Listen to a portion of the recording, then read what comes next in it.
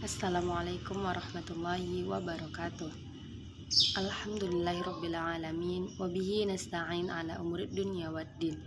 Assalatu wassalamu ala ashrafil anbiya'i wal mursalin wa ala alihi wa sahbihi ajma'in. Amma ba'du. Segala puji bagi Allah yang telah memberikan rahmat dan hidayahnya kepada kita semua, sehingga sampai pada saat ini kita masih diberikannya kesempatan untuk melakukan ujian akhir semester bahasa Indonesia. Selawat dan salam marilah sama-sama kita hadiahkan kepada Nabi Muhammad sallallahu alaihi wasallam. Allahumma salli wa sallim wa barik alaih. Semoga dengan memperbanyak selawat kepada beliau kita termasuk umatnya yang mendapat syafaatul uzmanya di yaumil akhir kelak. Amin amin ya rabbal alamin. Dan saya hormati Ibu Junaida MPD selaku dosen pengampu mata kuliah bahasa Indonesia, dan yang saya sayangi teman-teman sekalian. Di sini saya akan menjelaskan tentang almat, artinya janji-janji.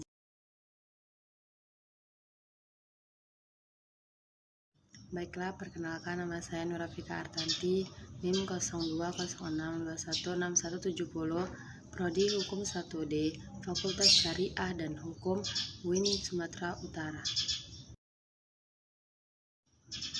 Hari Kebangkitan. Setelah Allah menghancur leburkan dunia yang fana ini dan semua manusia dan makhluk lainnya yang diawali dengan malaikat Israfil meniupkan trompetnya, maka selanjutnya Allah akan menghidupkan kembali manusia dari kematiannya serta dikembalikan seperti sedia kala. Peristiwa kebangkitan ini sering disebut dengan Yaumun Nasi atau Yaumul Ba'ts. Hari pengumpulan.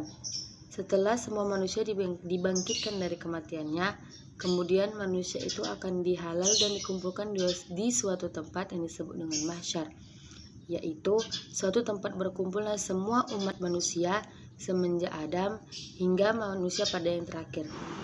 Tentang keadaan makhluk yang berada pada mahsyar itu sukar sekali untuk disifati. Pokoknya semua dalam keadaan gelisah, menginginkan lekas-lekas menerima keputusan terakhir hasil hisab manusia masuk surga atau neraka. Pada waktu itu, manusia meminta syafaat kepada para nabi-nabi. Semua nabi menyatakan uzurnya, sehingga pada akhirnya Nabi Muhammad lain menyampaikan permohonan kepada Allah untuk lekas mengadili makhluk manusia semuanya. Peristiwa inilah yang disebut syafaat kubro. Hari perhitungan. Setelah manusia dibangkitkan dari kuburnya dan dikumpulkan di suatu tempat, selanjutnya kepada manusia akan dilakukan perhitungan amal mereka selama hidup di dunia. Hari ini disebut dengan hisab. Sebenarnya arti hisab ialah sewaktu Allah menunjukkan kepada hamba-hambanya sebelum pembubaran dan mahsyar semua amal-amalnya yang baik maupun yang buruk dengan perincian tidak hanya global.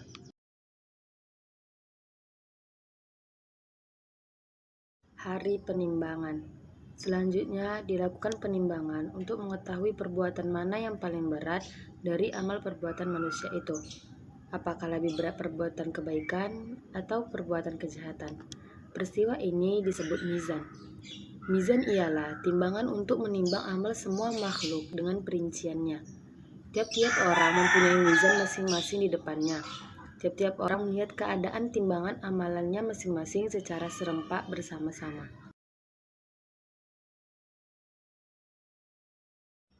Selanjutnya, hari melewati titik. Setelah melewati masa perhitungan jumlah kuantitas perbuatan, dilanjutkan dengan penimbangan kualitas-kualitasnya. Selanjutnya, wajib melewati titik yang sangat halus. Peristiwa sirat, menurut riwayat-riwayat yang kita dapat dalam hadis, bahwasanya sirat atau jembatan benar sungguh ada yang melintas di atas api neraka. Sebagian ulama berpendapat bahwa sifat sirat seperti yang diterangkan hanya perumpamaan belaka. Pada akhirnya, bagaimana sebenarnya sirat itu, kita tidak dapat menerangkannya dengan tepat. Hanya Allah lah yang lebih mengenal hal itu.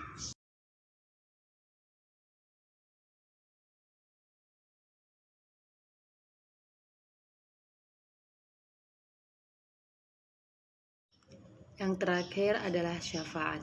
Adapun yang dimaksud dengan syafaat yang disebut dalam Al-Quran dan hadis, yakni meminta pertolongan kepada orang yang lebih dekat pada orang yang menjalankan hukum untuk memintakan kebebasan hukum. Dalam hal syafaat ini, pendapat ulama berbeda-beda. Yang pertama, golongan pertama menetapkan bahwa syafaat itu memang ada, tetapi dengan izin Allah. Yang kedua, golongan kedua tidak membenarkan sama sekali adanya syafaat.